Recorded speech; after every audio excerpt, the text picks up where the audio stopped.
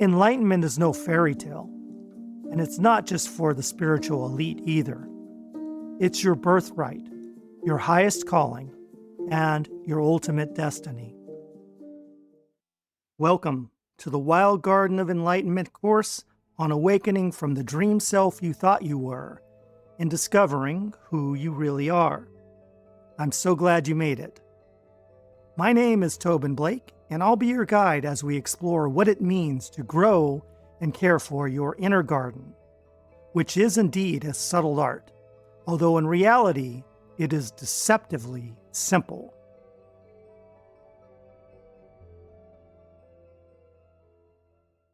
When we talk about self-realization, enlightenment, awakening, call it whatever you like, we are really referring to our natural state. We could say, therefore, that enlightenment is simply awareness, aware of, and at rest within itself, but with nothing else added on. This implies that the so-called journey of awakening involves releasing all the stubborn self-concepts that clutter the mind, and dropping the incessant urge to judge, struggle, seek, and define. So, from one angle, the sacred way seems incredibly complex. But this is only because the ego itself is a system of complexity. Drop the ego, and all the heavy-handed complexity unravels with it. Since our natural state is one of profound stillness and rest, in order to become aware of it, our primary task is paradoxical: to abandon effort altogether. So, as much as possible, I encourage you to let our dharmas together be a quiet time for reflection and simple presence. Underneath all the specific teachings of our course, in simplest terms, this is our ultimate goal: to bring the racing, constantly distracted, anxious mind to a place of rest, from which realization naturally blossoms. We need not do more, and in fact, when we try to force our way ahead, we exasperate the very problem we hope to escape. If you have come to this course seeking peace, understanding, and the native joy of the awakened state, this is not something that can be discovered, quote-unquote, out there in the external world or in some utopian future, but rather it must be known right here and now, within the folds of your ordinary life. You don't have to seek far, and in truth, you must learn the gentle art of non-seeking, which we might also call allowing. The first challenge most of us face is we start out heading in the wrong direction altogether. We've become so hardwired to perceive life as some externalized objective form. We think that waking up must somehow involve repairing that projection. In fact, our entire world and society acts as an enormous perceptual trap.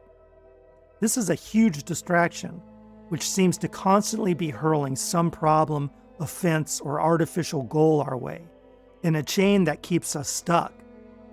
The basic dilemma is that we come to believe in order to get free, or simply be satisfied and at peace, we need to fix all the madness of which the world is made, and find some way to either change or get rid of the troublesome characters in our lives.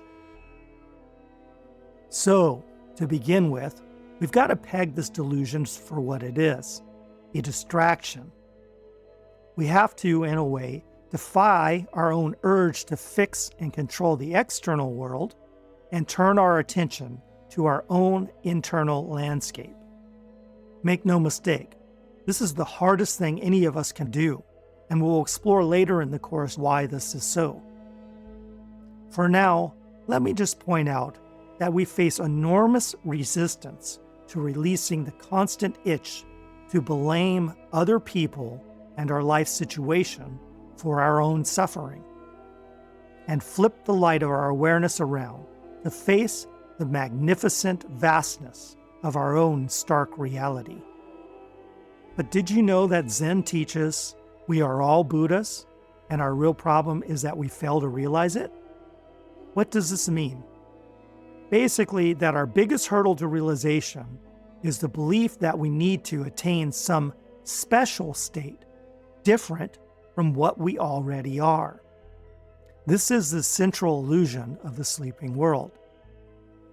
The secret to enlightenment doesn't lie in any special belief or practice, but in recognizing that what you have been seeking all along is the very thing you've been seeking it with, your own spotless awareness and innate being. This brilliant, cutting insight is just one of many core teachings we're going to explore during our course. We'll also examine the reasons we resist our own desperate urge to awaken and be free. And we'll do a deep dive into the reasons enlightenment is not something we can achieve in the future. For the future is only a mental construct that distracts us from appreciating the depth and wonder of the here and now. Freeing ourselves from the idea of future enlightenment is one of the biggest hurdles we face. Aside from these foundational dharmas, in one way or another, each teaching of the Course is designed to guide you into presence and help you learn to relate to the world not as a landscape, but as a mindscape, a reflection of your own inner state. Now, with all this in mind, maybe you are wondering if this course is right for you. And that all depends. Perhaps what you've heard so far has grabbed your attention, or maybe it sounds like a lot of nonsense. Either way, the real question is, are you satisfied? Do you possess a sense of purpose, presence, and the rich joy that can only come from a quiet mind at peace within itself?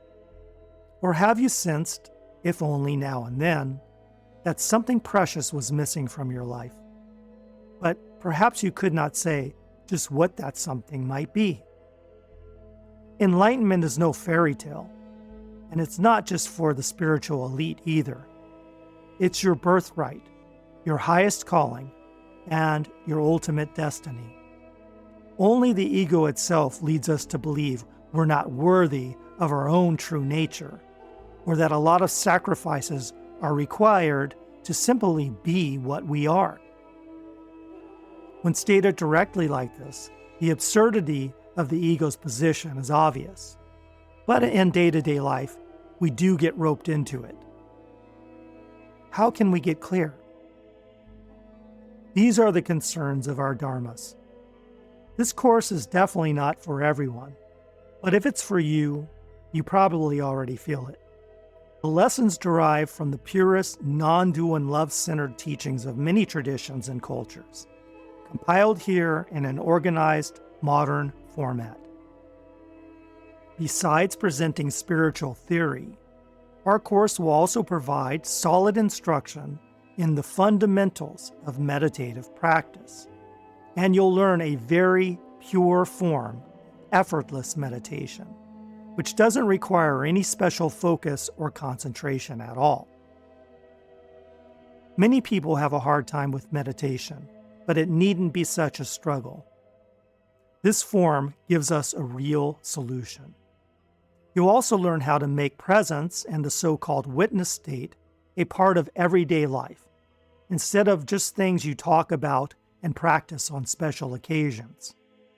As with every element of the true way, quelling the restless, seeking, anxious aspect of ourselves remains the central focus. This is deep work, and in a way, it represents the entire path of awakening. It is the most serious and transformative type of therapy there is, and to be completely honest, it's not always easy. Indeed, without a doubt, there is no greater challenge than simply settling in, quieting down, and turning to face your own self. In the end, we find there really is nothing but this to master. In this course, I will walk with you and point out the clearest, most direct path through the ego's complicated maze as possible, using words that may challenge you, but will never mislead you. The lessons of our course consist of approximately 40 primary dharmas, all geared toward the final realization of this singular truth. I invite you to become an active participant in these discussions. If you have thoughts, questions, or experiences that might prove useful to others, please share them in the comment sections attached to the individual episodes or in the associated discussion groups. You can drop us an email at any time on our website at wildenlightenment.com. There you'll also find updated information and links to supporting resources, including a free meditation guide. In our next Dharma, I'm going to introduce you in more detail to the specific pathless path I call the Wild Garden of Enlightenment, and we'll discuss exactly what you need to know to begin this amazing, transformative adventure. I came to the path many years ago, limping along due to all the bumps and bruises I'd received, which left me wondering what the purpose of all the chaos of the world could possibly be. The struggles, the conflicts, the violence, and the seeming futility of it all. I think, like me, a lot of people come to the path because they just can't stand the pain any longer, or are driven by that quiet inner whispering to know thyself and come home. It was really both these things that set me digging for answers. And when I first encountered the garden, I knew I had stumbled upon something deeply sacred. I also knew this was something I was meant to share. This course is my humble attempt to do just that.